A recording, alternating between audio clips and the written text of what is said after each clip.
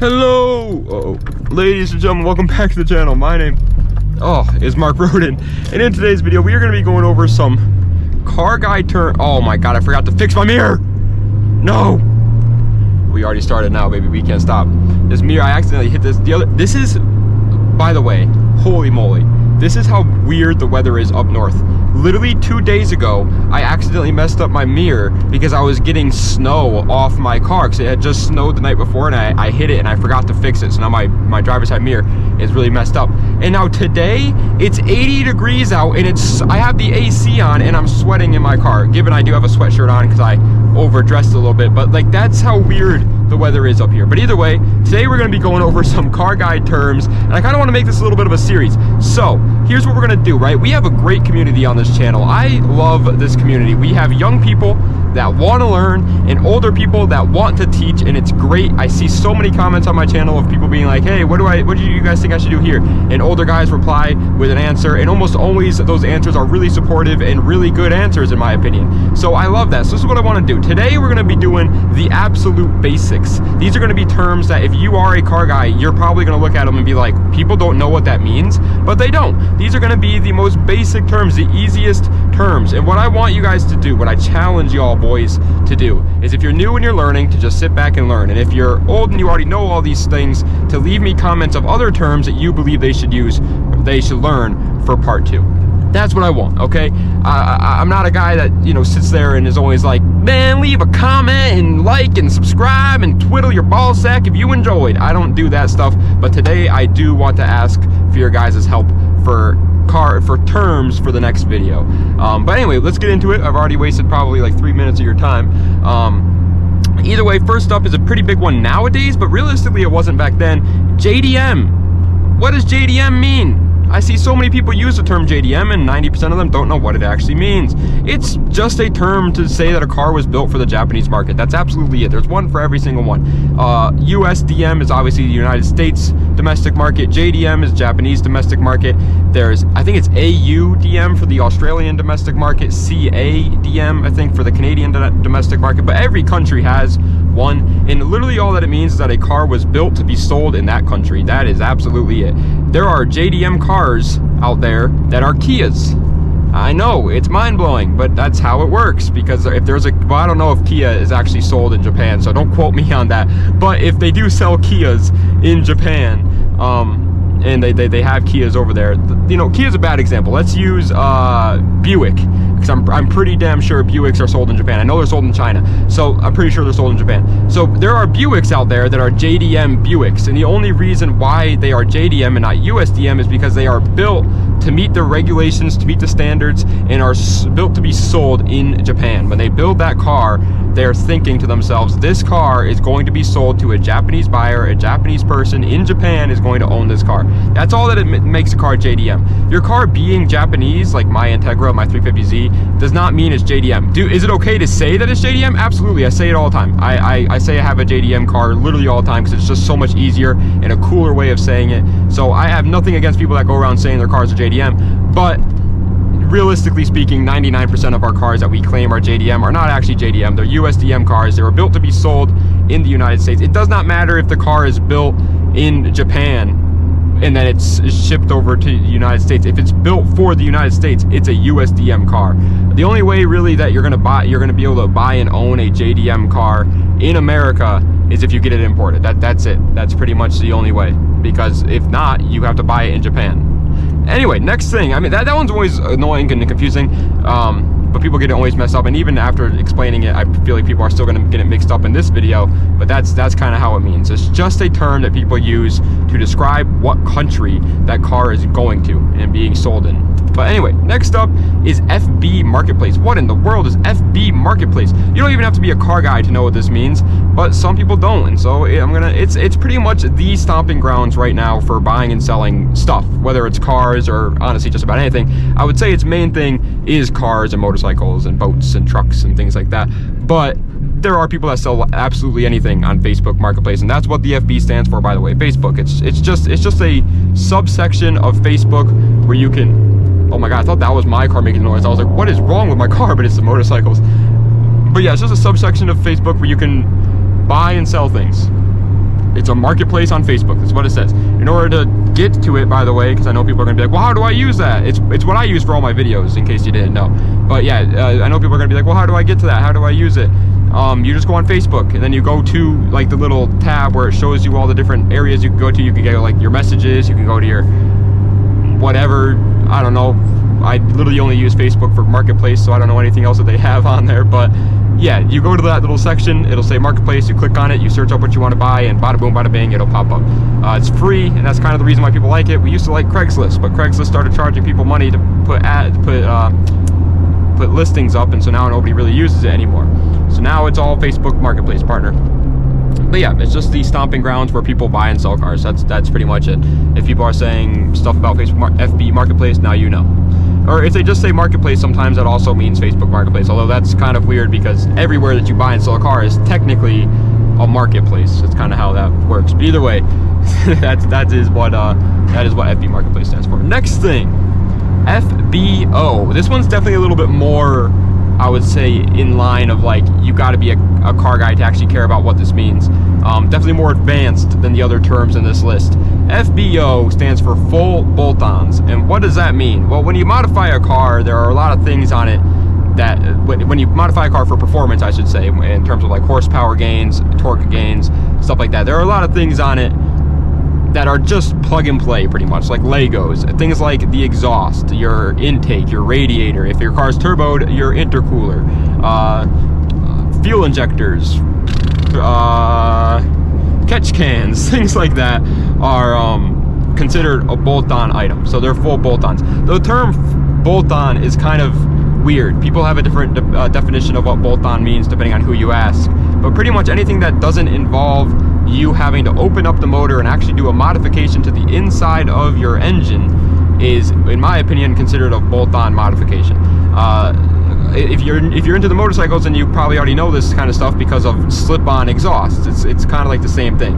They call them bolt-ons because all it is a couple of bolts that you take off and you put it back on. It's an easy mod to install, but in return they're cheaper, but they don't give you that much power gains. But when someone's full bolt-ons, they did pretty much every one of those things. They've done, you know, the cold air intake, they did straight pipe exhaust, 1500cc fuel injectors, whatever, catch can, headers. Well, that's part of the exhaust, but you get what I'm saying. They done all the bolt-ons, partner, and so they're saying they're full bolt-on, and sometimes they'll say they're full bolt-on and tune. It's just a way to measure like how much work has actually gone into the car that you're talking about, to see how fast it realistically is going to be, or how much more fast over stock it's going to be. That's full bolt-ons, pretty much. It's a lot more in depth than that, and that's kind of why I said this is one that's for more car guys, people that, you know, people like me who stick our wee-wees in the exhaust pipes, people like us. You know, it's definitely for more actual car guys than oh, like this guy, look at that thing, that's nice, I like it. But yeah, car guys, bada boom, bada bing. Next phrase. Gonna go back into the easy stuff here, the things that pretty much everybody understands. HP just means horsepower. That's it. It's a unit of measurement that people use to measure how fast a car is. 1 horsepower is not equal to how much power a horse actually puts down, by the way. Funny fact. I know, it's weird. I think it puts around like 14 horsepower or something like that. But yeah, I don't know why they described it as horsepower, but they did. But yeah, horsepower is just horsepower. It's a unit of measurement for how much power an engine can produce. Foot-pounds of torque is another one, but that one's definitely a little bit more advanced, so we'll save that for a future video. NA or boosted. That's the next one. N/A or boosted. What do both these terms mean?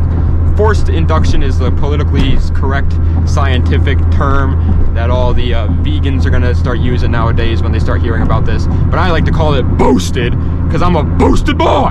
Not really. Neither of my cars have a turbo on it, but that's what it means. NA stands for naturally aspirated, and forced induction, or what the real men call boosted, just means that it has a turbocharger, supercharger, pro charger, some sort of way for the air to get into the motor faster than just your typically naturally aspirated engine. Naturally aspirated, again, it just means it has an intake. That's the way that it gets air inside the motor. Forced induction means that it's forcing it to induct Would you look at that? It's the power of the English language.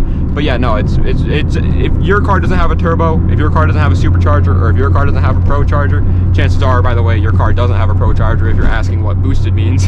But if it doesn't, then you're naturally aspirated. It's NA. My car is naturally aspirated because it doesn't have a turbo, it doesn't have a supercharger. Bada boom, bada bing. That's about it on that one. Next is super simple, and I feel like everybody should know this. TCS. All that stands for is traction control system. And whoa, partner. But yeah, it's one of the little lights that are gonna pop up on your dash if you have a newer car. My car doesn't even have a light that pops up on the dash for TCS because it's so old that I don't even think it has TCS. Gotta love it, man. But yeah, no, TCS just stands for traction control system. It is a system that will give your car less or more power depending on whether or not it thinks it's going to slide out. A lot of rear-wheel drive cars are kind of necessary to have this because when you're driving in the winter or in the rain, rear-wheel drive cars tend to spin out a little bit more than front-wheel drive or all-wheel drive. But even with front-wheel drive, it does help with understeer. It's just a very necessary item, honestly, for daily driving. In terms of like racing, yeah, most of them don't like TCS because it does hold them back a little bit because cutting power is not what they want. They want as much power as they possibly can get.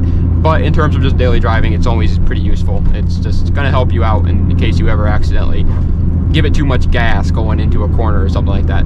It's pretty much just helps stabilize your car, which is a completely different thing. But either way, yeah, TCS, traction control system, that's what it stands for. Next up is, I don't have to look at my phone for this one. Next up is ABS. Wow, I just realized these cars are crushed.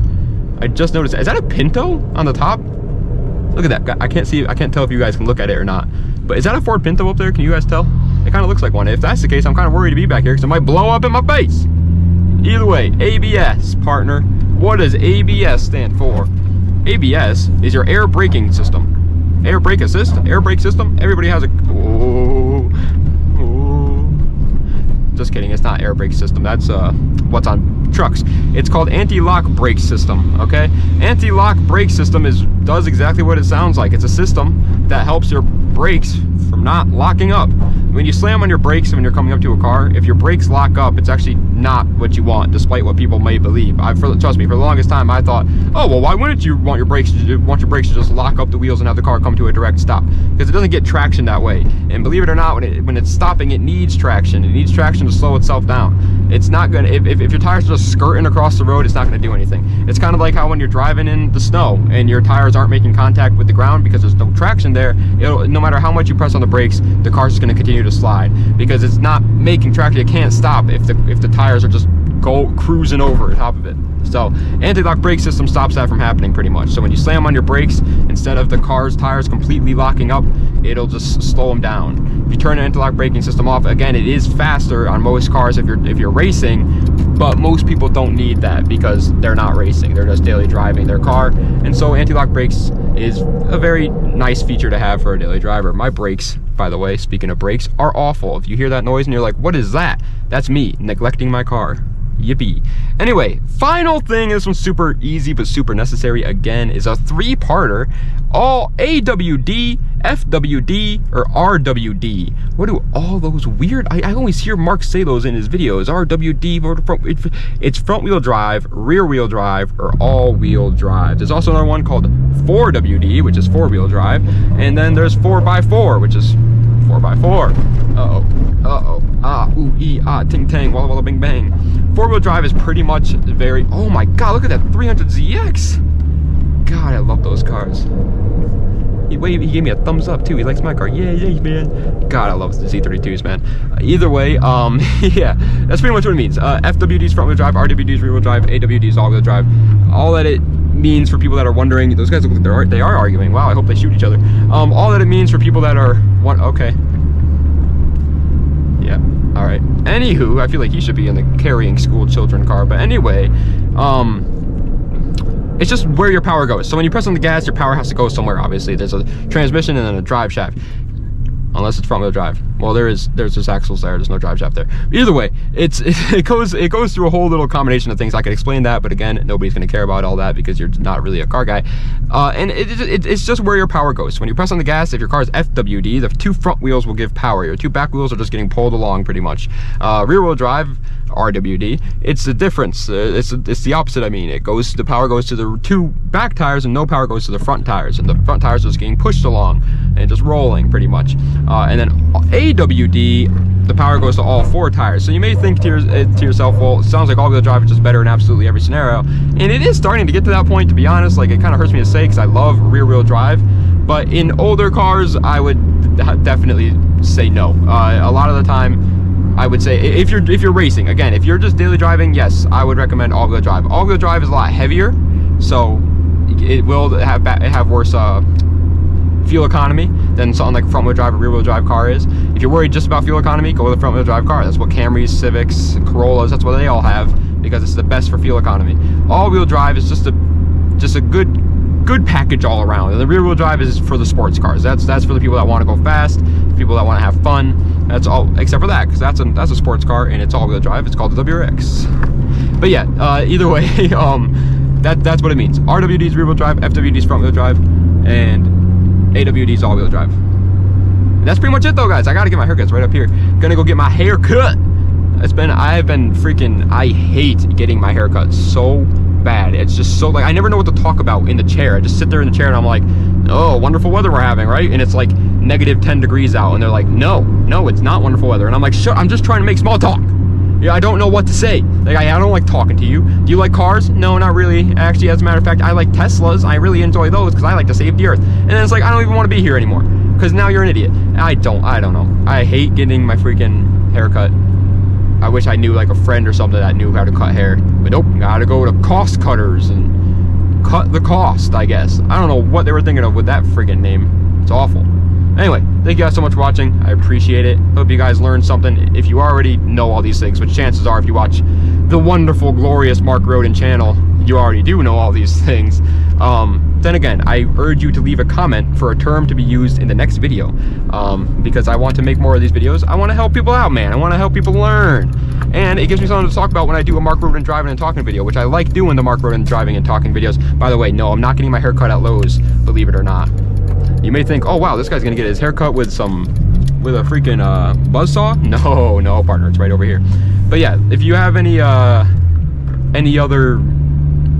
hey, Nissan dealership, maybe that's where the 300ZX came from. This dealership always has a really clean S13 parked at it, by the way. But anyway, yeah, I just wanted to, oh, look at that Mustang, look at that new edge. Nice new edge. That is a nice Mustang, I like it.